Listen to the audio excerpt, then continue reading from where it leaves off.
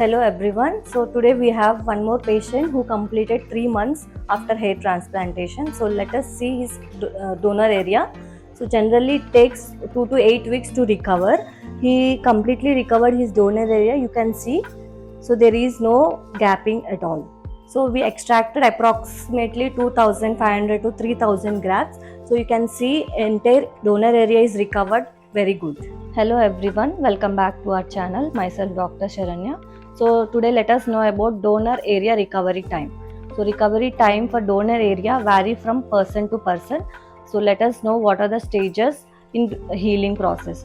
First stage is initial healing. In this stage, we generally healing occurs within first week to 2 weeks. In this stage, we can notice soreness of the donor area and numbness, and also you can feel itching.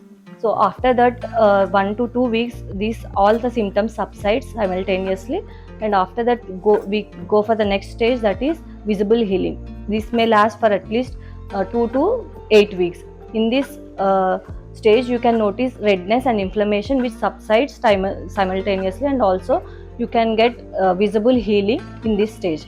And now coming to the complete healing stage, this is approximately you can get up to 3 months. Some may get up after 6 months also. So now coming to the complete healing, this lasts up to 3 to 6 months.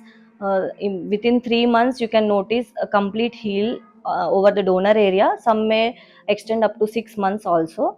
So in this entire healing process, just follow your surgeon's instructions and you can notice good recovery. Thank you for watching this video.